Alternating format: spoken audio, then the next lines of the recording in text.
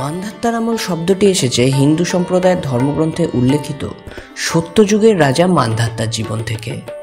পৌরাণিক কাহিনী অনুযায়ী খুব দ্রুত বৃদ্ধিপ্রাপ্ত হওয়ায় শৈশব না দেখা সেই 12 দিনে বেড়ে ওঠা যুবকের দ্রুত বড় এবং বুড়ো হয়ে যাওয়ার সেই কাহিনী মান্ধাত্তার আমল নামে পরিচিত। প্রায় 35 লক্ষ বছর আগে রাজকার্য পরিচালনা করতেন মান্ধাত্তা। ফলে মান্ধাত্তার আমল মানে বহু বছর আগের কিছু। মান্ধাত্তা ছিলেন সূর্যবংশের এক রাজা।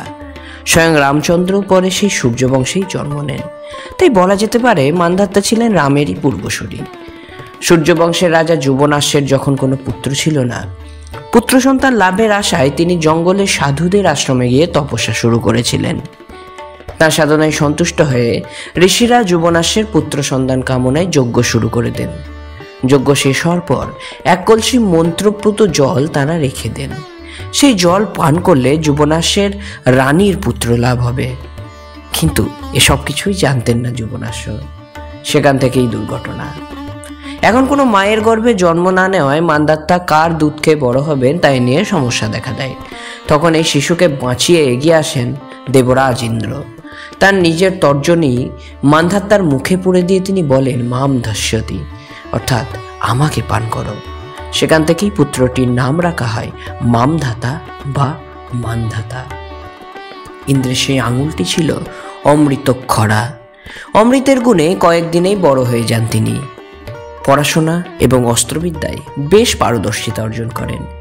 যুবনাশ্বের মৃত্যুর পর রাজা হয়ে সুশাসক হিসেবে নাম কিনেছিলেন।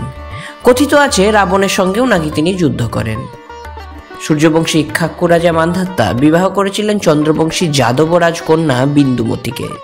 তার 3 পুত্র ও 50টি কন্যার জন্ম দেন। তার 3 পুত্র পুরু, কুৎস, অম্বরীশ এবং মুচুকুন্দও মহাপরাক্রমশালী ছিলেন বলে পুরাণ মতে জানা যায়।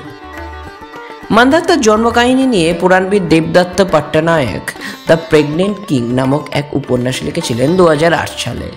এখানে অবশ্য যুবনাশ্বকে কুরুক্ষেত্র যুদ্ধের সমসাময়িক বলে বর্ণনা করা হয়েছে। এ কারণে দেবদত্ত অন্যান্য পুরাণবিদদের কাছেও সমালোচিত হয়েছিলেন।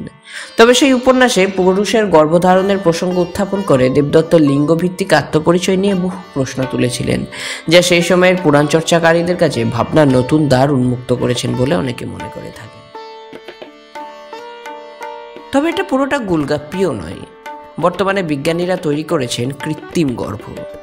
22 জুলাই 1954 সালে আমেরিকার ইমানুয়েল এম গ্রিনবার্গ একটি কৃত্রিম গর্ভের নকশার পেটেন্ট দাখিল করেন। 15 নভেম্বর 1955 সালে সেই পেটেন্ট মঞ্জুরও করা হয়। 2019 সালে নেদারল্যান্ডসের এক বিজ্ঞানী বলেছেন আগামী 1 দশকের মধ্যে তারা কৃত্রিম মাতৃগর্ভ তৈরি করতে সক্ষম হবেন। দেখতে অনেকটা প্লাস্টিক ব্যাগের মতন, যেটা কৃত্রিম জরায়ুর ন্যায় কাজ করবে।